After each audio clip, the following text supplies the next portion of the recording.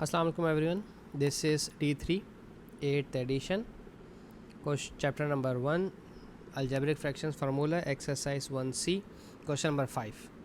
कहते हैं आपको एक इक्वेशन गिवन है और इक्वेशन जो है वो है a square b plus C equals to 2b minus C, और ऑप्शन नंबर ए इसमें लिखा है कि find the value of a when b 7 और c 2। ठीक है जी, तो जहाँ जहाँ b है पहले वहाँ वहाँ 7 और जहाँ जहाँ c है वहाँ वहाँ पर हम 2 रख देते हैं। ठीक है, b की जगह 7 और c की जगह 2। ठीक है, a स्क्वायर 7 प्लस 2 हो जाएगा 9 और 2 7 ज़ार 14 माइनस 2, 14 माइनस 2 हो जाएगा 12। ठीक है, अब ये 9 a स्क्वायर से मल्टीप्लाई कर रहा है तो 12 के पास जाकर करेगा डिवाइड इस तरह से। ठीक है, और यहाँ पर a स्क्वायर बच गया अकेला, 3 3 ज़ार 9 और 3 4 ज़ार 12। ठीक है, और जब आप a पर से स्क्वायर हटाते हैं तो ऑपोजिट साइड्स पर स्क्वायर रूट चला जाता है 4/3। एक चीज़ मैं आपको यहाँ समझाता चलूँ, जब भी कभी आप स्क्वायर रूट लगाते हैं तो स्क्वायर रूट के लिए आपको प्लस माइनस लेना होता है, क्योंकि स्क्वायर रूट में 2 आंसर्स आते हैं। ठीक है ना, स्क्वायर रूट का मतलब 2 आंसर्स। ठीक है, तो आपको एक दफ़ा प्लस और एक दफ़ा माइनस लगाना पड़ेगा हर सवाल के अंदर। ठीक है, अच्छा अब हम देखते हैं इसका option number B. Okay, option number B कहाँ गया? ऑप्शन नंबर बी ये रहा हमारे पास, इधर इसके साथ ही सॉल्व कर देता हूँ मैं। ये है a square b plus C is equals to 2b minus C. ठीक है, अब a की जगह रखना है 4, क्योंकि 4 दिया हुआ है और b की जगह 1 दिया हुआ है। नो प्रॉब्लम, b की जगह -1 दिया है और c एज इट इज़ लिखा रहने दें। 2b की जगह -1 और c एज इट इज़ लिखा रहने दें। ठीक है, अब 4 पर स्क्वायर है, 4 का स्क्वायर मतलब 4 4 ज़ार 16, कुछ बच्चे 4 2 ज़ार 8 कर देते हैं। ठीक है, अच्छा -1 प्लस सी ऐसे ही रहेगा, इसको मत छेड़ें। ठीक है, अगर 2 को 1 से मल्टीप्लाई करवाते हैं तो बन जाएगा 2 1 ज़ा 2 माइनस का 2 और ये रहा माइनस का सी। मेरी मानिए इस 16 को इससे और इस 16 को इस सी से मल्टीप्लाई करवा दें, ये हो जाएगा 16 1 ज़ा 16 माइनस का 16 प्लस 16 को सी से मल्टीप्लाई किया तो 16 सी रहा, इक्वल्स टू -2 माइनस सी। इस 16 को राइट साइड पे ले जाएं और सी को लेफ्ट हैंड साइड पर ले आएँ। ठीक है, 16 सी यहाँ ऑलरेडी मौजूद था, माइनस का सी यहाँ आकर प्लस सी हो जाएगा।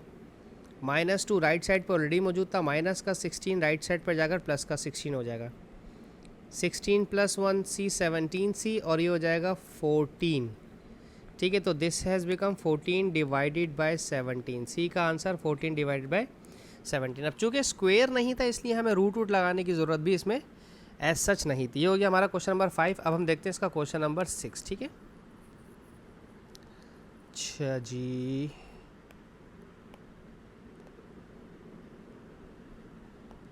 क्वेश्चन नंबर 6 हमने ऊपर सेव कर रखा है। क्वेश्चन 6 में भी सब्जेक्ट ही बनाना है। ठीक है, नो प्रॉब्लम, आसान है।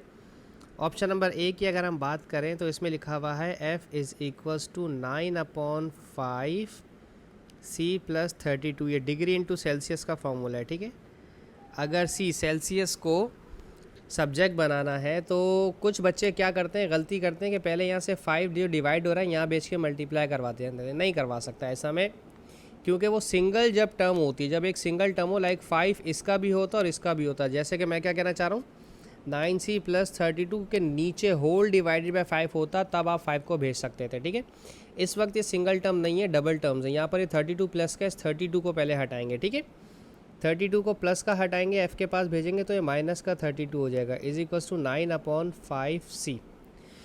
अब ये 9 जो है मल्टीप्लाई कर रहा है, वहाँ जाकर करेगा डिवाइड, और c जो है डिवाइड कर रहा है यहाँ से हटेगा तो मल्टीप्लाई हो जाएगा। या यूँ कहिए कि 9/5 उल्टा होकर 5/9 हो जाएगा। ठीक है, और f - 32 अकेला हो जाएगा, इज़ c। ठीक है, जो चीज़ मल्टीप्लाई डिवाइड होती है वो डिवाइड मल्टीप्लाई हो जाती है। ठीक है, अब ये डिवाइड और मल्टीप्लाई थी तो ये देखें मल्टीप्लाई और डिवाइड हो गई। ठीक है, आप चाहे तो ऐसे लिख दें, चाहे तो होल में लिख सकते हैं अपना आंसर। ठीक है, अच्छा ऑप्शन नंबर ए। अब बात करते हैं ऑप्शन नंबर बी की। ए का मैं आंसर यहाँ लिख दूँ, ओके मैं लिख देता हूँ f - 32 5 से मल्टीप्लाई होगा और होल डिवाइड बाय 9, बस होल नहीं लिख रहा मैं, ठीक है। अच्छा, A is equals to 2 pi R square plus pi R और एल। अब आपने यहाँ से सिर्फ और सिर्फ एल को सब्जेक्ट बनाना है, ठीक है। तो एल को सब्जेक्ट बनाने के लिए पहले तो इसे यहाँ से हटा दें, क्योंकि इसमें एल नहीं है, लेंथ या स्लांट हाइट नहीं है, स्लांट हाइट बोलते हैं एल को। इसको यहाँ से हटाएं, ये ए के पास जाकर माइनस हो जाएगा, -2 पाई आर स्क्वेयर, ओए मैंने इक्वल्स लिख दिया, is equals to pi R और एल। अब देखें ये पाई और आर मल्टीप्लाई कर रहे हैं, ये यहाँ से हटेंगे, यहाँ पर आकर करेंगे डिवाइड। तो आप इसको कैसे लिखेंगे, a -2 pi R square divided by pi R, ये हो गया l, ठीक है। तो ऑप्शन नंबर बी का जो आंसर है वो है हमारे पास l is equals to a -2 pi R square divided by pi R, ठीक है।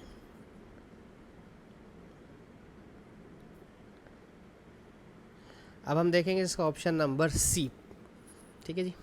अच्छा, ऑप्शन नंबर सी में कह रहे हैं s is equals to U T plus 1/2 A T square, सिर्फ u निकालना है यहाँ से। आसान है, बहुत आसान है। इसको यहाँ से हटाएं, ये 1/8 स्क्वायर यहाँ से हटा दें, ठीक है। तो ये s के पास जाएगा तो माइनस हो जाएगा, -1/2 ए टी स्क्वायर, सभी कुछ भेज दिया ना, is equals to U T. अब u और t आपस में कर रहे हैं मल्टीप्लाई, तो जो t है, ये वाला जो t है, यहाँ से मल्टीप्लाई कर रहा है, यहाँ कर करेगा डिवाइड। लेकिन प्रॉब्लम ये है कि यहाँ पर है 2 टर्म्स, ठीक है। इसको सिंगल टर्म बनाएं पहले। तो सिंगल टर्म बनाने का तरीका क्या है, ये इसको पहले 1 लिखें और इनका ले लें एलसीएम।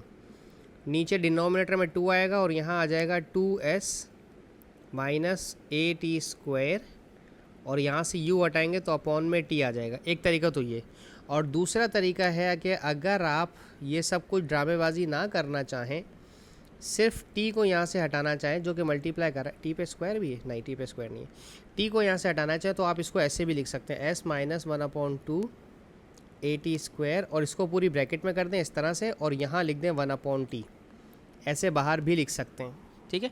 लेकिन इस तरह की दोनों ही कंडीशन एक्सेप्टेबल है, ऐसा कभी नहीं हो सकता कि टीचर दोनों में से किसी एक चीज़ को भी निगलेक्ट कर दे, ठीक है। दोनों ही कंडीशंस आपकी सही हैं, और आगे फर्दर सॉल्व करना चाहें तो आपकी अपनी मर्ज़ी है। जैसे फर्दर सॉल्व करते हैं, अगर आप लेट सेस, तो ये t था, ये t है मेरा, ये t इसका भी है और ये t इसका भी है, ठीक है। तो कैसे लिखेंगे, s/t -1/2 ए टी स्क्वायर और अपॉन में t, ठीक है। तो ये s/t ऐसे ही रहा, ये t इस t से कट जाएगा तो AT/2 बचा, ठीक है। ये u आ गया। ये बस मज़ीद और एक्सप्लेन करने की ज़रूरत होती नहीं है, वैसे मैंने फिर भी बता दी, ठीक है। अब हमारा लास्ट पार्ट है डी पार्ट, ठीक है। Option number D, s is equals to, ये फार्मूला भी आप सीखेंगे सीक्वेंस एंड सीरीज़ के अंदर, ठीक है। 2a + n - 1d, और यहाँ से आपने d को सब्जेक्ट बनाना है, ठीक है, d को अकेला करना है, ठीक है। तो d को अकेला करने के लिए पहले ब्रैकेट ओपन करनी पड़ेगी, और ये n/2 2/n हो जाएगा यहाँ आगे। जैसे कि ये 2 डिवाइड कर रहा है, यहाँ कर करेगा मल्टीप्लाई, तो ये क्या बन जाएगा 2s, और जो n मल्टीप्लाई कर रहा है यहाँ कर करेगा डिवाइड। अब ये पूरी ब्रैकेट आज़ाद हो गई, 2a + n - 1 multiply by d। अब d के पास कुछ मल्टीप्लाई भी हो रहा है और कुछ प्लस भी हो रहा है, तो जो पहले प्लस हो रहा है इसको हटाएं, इसको यहाँ से हटाएं, राइट साइड से लेफ़्ट साइड से हटाएं, लेफ़्ट साइड पर भेजेंगे तो 2s/n माइनस का 2a, चूँकि प्लस में था, और n - 1d, ठीक है, ब्रैकेट में। अब ये जो n - 1 है ये d से मल्टीप्लाई कर रहा है, जब मल्टीप्लाई कर रहा है तो वहाँ जाकर करेगा डिवाइड, ठीक है। तो डिवाइड करने का तरीका मैंने अभी थोड़ी देर पहले आपको बताया कि आप क्या कर सकते हैं, 2s - 2a, इसके पास n है, और डिवाइड में आप यूँ लिख सकते हैं 1/n - 1, ठीक है। चाहें तो ऐसे लिख दें, या फिर चाहें तो मज़ीद और तमीज़ के दायरे में लिखना चाहते तो इसका आप एलसीएम लें। यहाँ पर आ जाएगा डिनोमिनेटर में n, 2s - 2an, और जो ये डिनोमिनेटर में n - 1 है, जब ये मल्टीप्लाई करवाएगा तो ये इस तरह से लिखा जाएगा n - 1, ठीक है, इज इक्वल्स टू d। आपकी मर्ज़ी है, अपना आंसर आप यहीं तक छोड़ना चाहें यहीं तक छोड़ दें, आपकी मर्ज़ी यहाँ तक लाना चाहिए। मेरा मशवरा है कि अपने आंसर को यहीं छोड़ दें, ठीक है। बस हमारा आंसर यहीं पे ख़त्म हो जाएगा, डी हमारा अकेला हो गया, बात ख़त्म। उन्होंने सिंप्लीफाई बोला है क्या, rearrange each of the following formulae to make a letter in the bracket subject. हाँ, सिंप्लीफाई का नहीं बोला तो अपना आंसर छोड़ सकते हैं, ठीक है। होप सो आपको समझाने में कामयाब रहा हूँ। Thank you so much for watching my channel. Allah हाफिज़।